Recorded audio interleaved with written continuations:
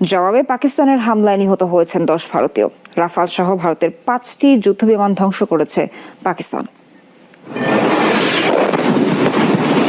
মঙ্গলবার মধ্যরাতে হঠাৎ করেই কেঁপে ওঠে পাকিস্তান নিয়ন্ত্রিত কাশ্মীর এবং পাঞ্জাবের একাধিক এলাকা। বিস্ফোরণের বিকট শব্দে প্রকম্পিত হয় মুজাফফরাবাদ, কোটলি, বাহাওয়ালপুর সহ অন্তত 9টি স্থান। এসব এলাকায় একযোগে ক্ষেপণাস্ত্র হামলা চালিয়েছে ভারত।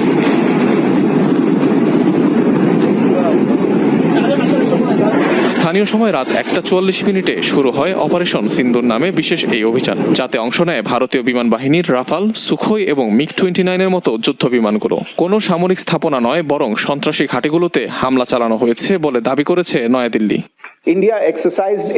আপনারা সবাই অবগত, ভারত তার জবাব দেওয়ার অধিকার প্রয়োগ করেছে, যার মূল লক্ষ্যই ছিল সীমান্তের ওপারে থাকা জঙ্গি আস্তানার নির্মূল করা। পেহেলগামে সন্ত্রাসী হামলার প্রেক্ষাপটে নয়াদিল্লির এই অভিযান।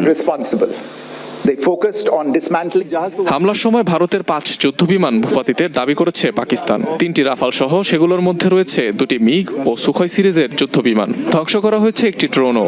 বন্দী করা হয়েছে যুদ্ধবিমানগুলোর পাইলটদের। দাবি ইসলামাবাদের। কাপুরুষোচিত হামলা আখ্যা দিয়ে প্রতিশোধের হুঁশিয়ারি দিয়েছে দেশটি।